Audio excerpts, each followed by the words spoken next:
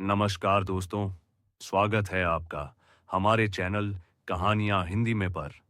आज हम आपको सुनाने वाले हैं एक ऐसी सच्ची दहशत भरी कहानी जो सुनते ही आपकी रूह कांप उठेगी। पिशाच, एक सच्ची दहशत।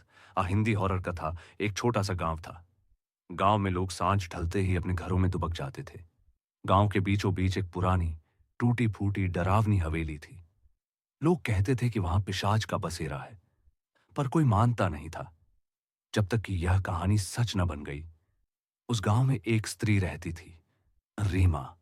उसका पति परदेश में मजदूरी करता था। कई कई सप्ताह वह घर नहीं आता था। रीमा अधिकतर अकेले ही रहती थी। दिन बीत जाते, रातें गुजर जाती, पर रीमा के मन में हमेशा एक अजीब सी घबराहट रहती, जैसे कोई उसे चुपचाप निहार रहा हो। एक रात, आधी रात का समय था। बहुत तेज हवा चल रही थी। कुत्ते लगातार रो रहे थे। तभी रीमा ने थक थक की आवाज सुनी, जैसे कोई छत पर टहल रहा हो। वह सांस रोक कर ध्यान से सुनने लगी।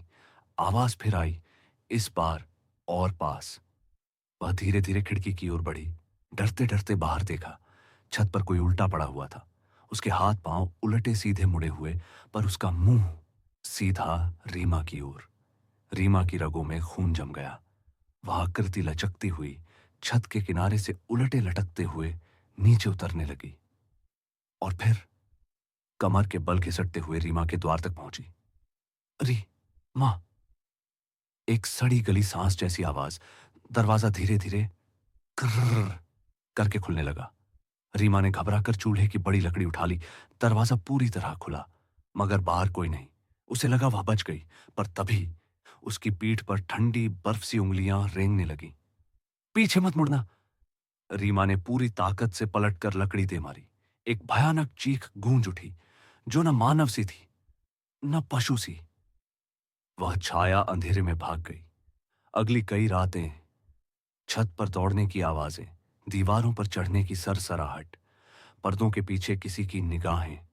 रीमा बिल्कुल सूख गई। आंखों के नीचे काले गहरे घेरे बन गए।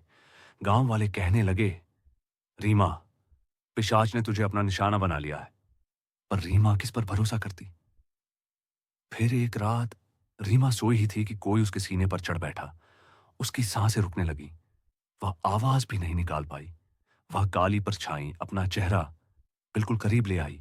वह चेहरा चेहरा भी नहीं, बस काला गहरा गड्ढा, जिसमें दो खून जैसे लाल गोले चमक रहे थे। भयंकर सड़ांत उसकी नाक तक पहुंची। तू अब मेरी है! उसने अपने लंबे नुकीले दांत रीमा की गर्दन में भोंक दी। रीमा की आंखें उलट गईं। वह बेहोश हो गई। सुबह पड़ोसी दरवाजा तोड़कर अंदर दाखिल हुए, और जो दिखा उसे देखकर सबकी हालत खराब हो गई। रीमा जिंदा थी, पर अब वह मनुष्य नहीं दिखती थी। उसकी छाती बाहर को उलटकर निकली हुई थी। आंखें पूरी तरह काली, हाथ पांव लंबे और लचकदार, बिल्कुल पिशाच जैसा रूप। वह धीमे से हंसने लगी। मेरा पति लौट कर आएगा, फिर हम दोनों पूरा गांव निकल जाएंगे। तब से लोग कहते हैं, अगर कोई स्त्री अकेली रहती हो और रात में किसी के चलने की आवाज सुनाई दे, तो दरवाजा कभी मत खोलना, नहीं तो रीमा के पीछे पीछे घूमता पिशाच तुम्हें भी अपना बना लेगा। रीमा अब इंसान नहीं रही थी। उसकी आंखों में काला अंधेरा और भीतर अनंत भूख बस चुकी थी। गांव वाले उसे देखकर कांप उठते। सबने उसका घर छोड़ दिया। किसी में हिम्मत नहीं थी कि उसके पास जाए। पर एक आदमी था, रीमा का पति राघव। कई सप्ताह बाद राघव शहर से गांव लौटा। उसने देखा, पूरा गांव सूना पड़ा है। टूटे दरवाजे, काले लाल धब्बे, डर की गंध हवा में थी। घबरा कर वह अपने घर की ओर भागा। दरवाजा खुला हुआ था।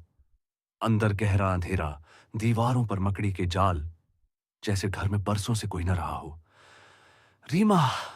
उसकी आवाज खोखले कमरों में गूंज उठी। किसी का उत्तर नहीं आया। वह धीरे धीरे भीतर बढ़ा।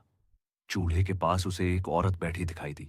लंबे उलझे बाल जमीन पर फैले हुए, काला सूखा शरीर, मानो बूढ़ा पेड़ टूट कर गिर पड़ा हो। रीमा! राघव की आवाज कांप रही थी। वह आकृति धीरे धीरे खड़ी हुई। उसकी गर्दन एक झटके की आवाज के साथ पीछे से आगे की ओर उलट गई। उसकी आंखें पूरी काली, और होठों पर एक घिनौनी मुस्कान। तुम आ गए! उसकी आवाज टूटी चक्की की तरह घर भर में रगड़ती चली गई।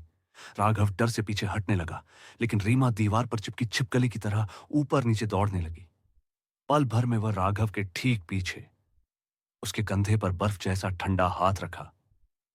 तुम्हें पता है मैं कितनी अकेली हो गई थी? राघव की आंखें फटी रह गईं।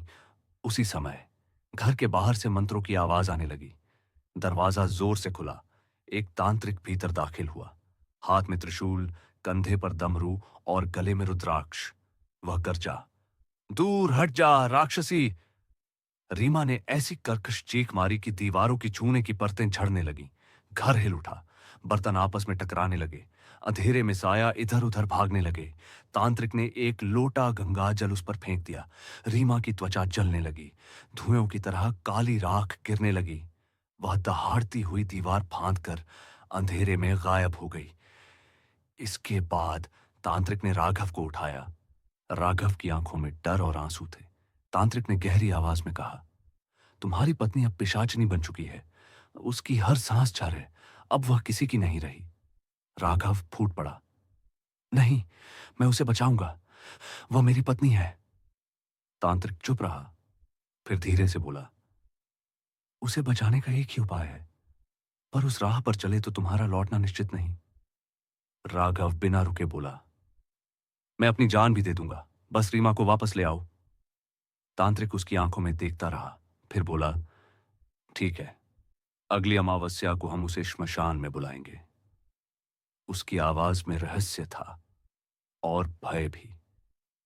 अब असली दहशत शुरू होगी। क्या रीमा दोबारा इंसान बन सकेगी, या राघव भी पिशाच बन जाएगा? अमावस्या की रात श्मशान में किसकी बलि होगी? गांव का अंत होने वाला है क्या? इस कहानी में आगे क्या होगा, जानने के लिए हमारे चैनल कहानियां हिंदी में को अब भी सब्सक्राइब करें।